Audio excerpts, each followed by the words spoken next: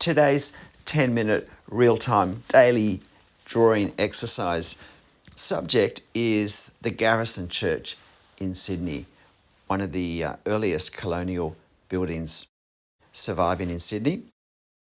I've drawn this before looking more or less straight on to the face that we see on the left-hand side. That was a video on location sketching. I sat right across from this church, but this is actually a photo I took a year or two earlier of the same church as I was passing it. And I thought it looks pretty simple. It would be a good 10-minute drawing exercise. Though surprisingly, I struggled more to get this done in the 10 minutes than I did yesterday's Cathedral in Ghent drawing. So sometimes it's not so much the amount of detail or complexity in a scene. Sometimes relatively simple forms can have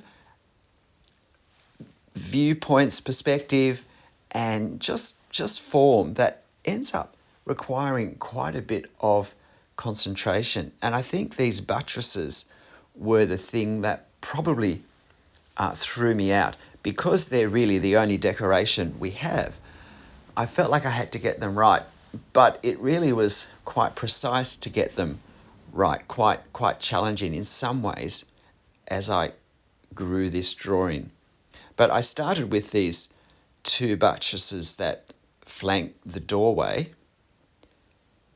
and I think that was probably a good choice. I don't regret that at all. The only regret I have is that for some reason, even though I told myself before I started, now this is well to the right in the reference photo, so I need to start it considerably to the right-hand side of my paper.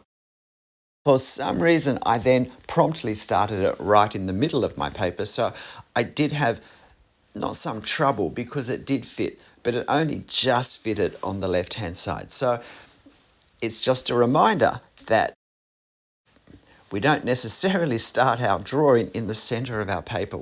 It's one of the things we need to consider before we start, because it's incredibly annoying if it's a 30 or 40-minute drawing that's turning out particularly well, and yet we haven't got room on one edge to fit it in, or it's so close that it really does affect the visual impact of our finished drawing. So just a little extra tip there that comes at my expense with this drawing. So I'm trying to keep things aligned, keep these verticals nice and vertical. Sometimes that's a challenge, particularly if I'm not sitting straight on at the paper and maybe the drawing pad that I draw on isn't angled square on to the desk, or if there's a light in a slightly different position, it can affect my perception of what vertical is. So all of these things sometimes we need to consider before we start. I originally started this drawing with a 0.3mm pen, and within a few lines decided, no, that's just too thick. So I switched to the 0.1mm pen, which was certainly the right choice.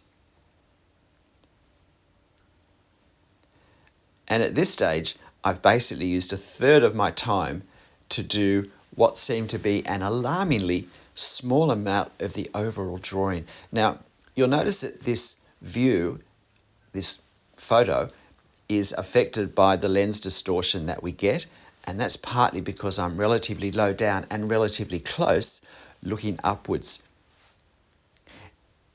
If I was thinking more seriously when I took this photo about drawing it, what I would have done was to have gone further back, further across the road, further back, so that I was looking more straight on, so that there wasn't this lens distortion, and then I could have cropped and enlarged the church from that photo from further back, and that would have avoided the angling in on the left and the right hand sides of the vertical lines towards the center. So just a tip, if you're taking a photo of something that's quite close up, but it's considerably taller than you, then moving backwards, and you know you're going to draw it, then moving backwards And taking a photo from further back, even much further back, that you crop and enlarge is a way of getting rid of the lens distortion. Unless you want to have it. Of course, it is often a visually quite dynamic addition to a scene. But in this case, I didn't want it, and so I'm making all my verticals vertical. One of the first things I did do, and this is a reminder for you to do it as well, is to work out where is eye level. Eye level here is between those two dark bands that go across the doorway. You'll notice the upper of those two bands slopes downward and the lower one slopes upward. So eye level is there.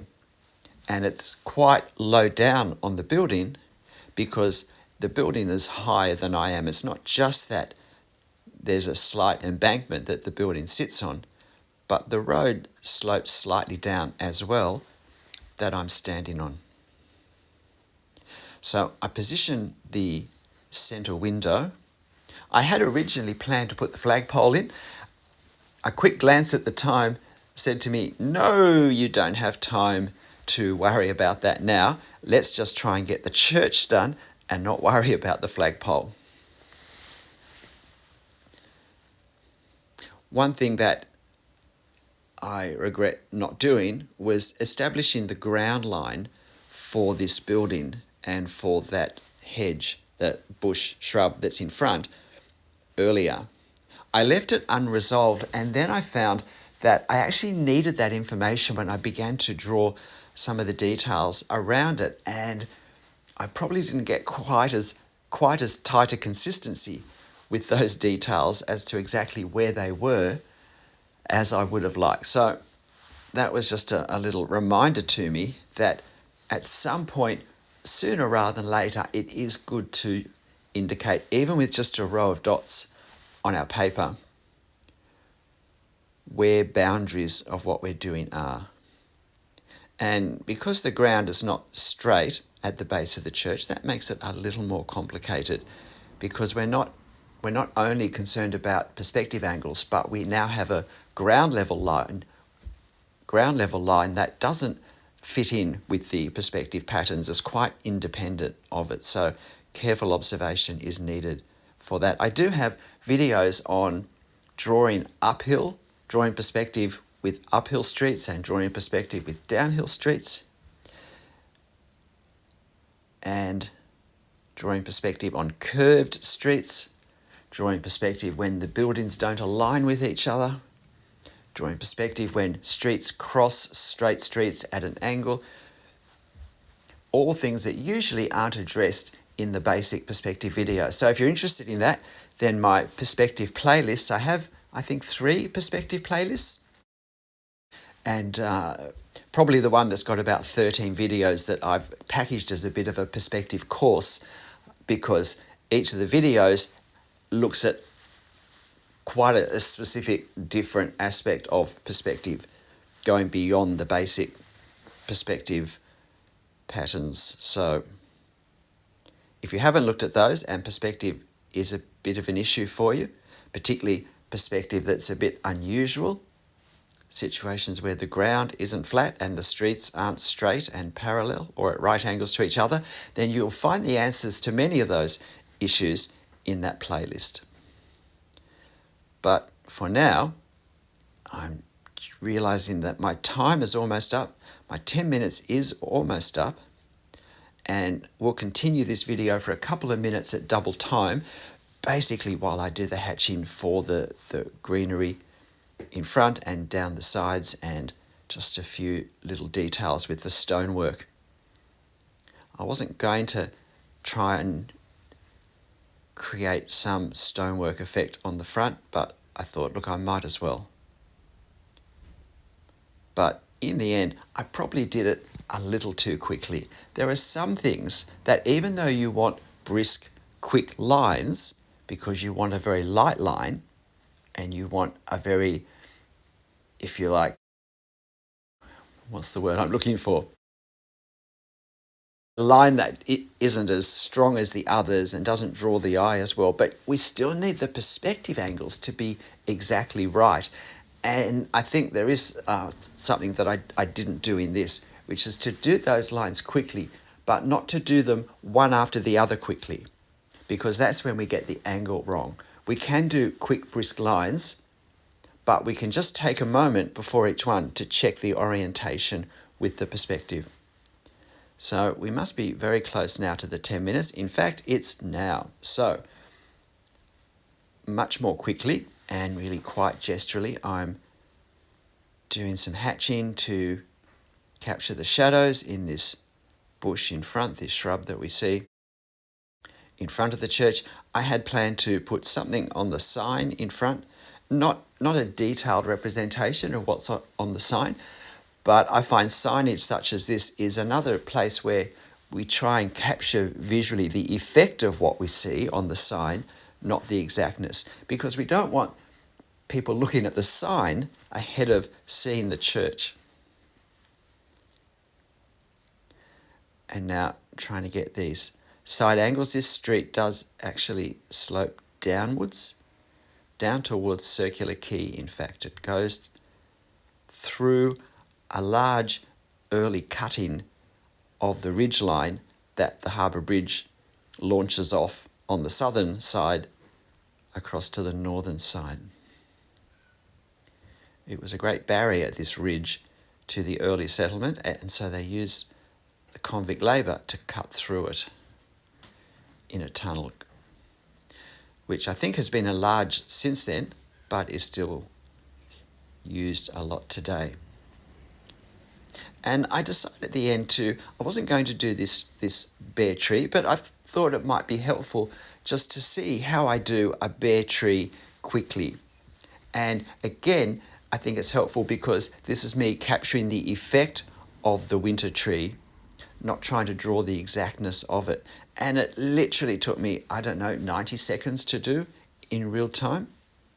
And I think it's relatively effective for what it is and where it is in our scene.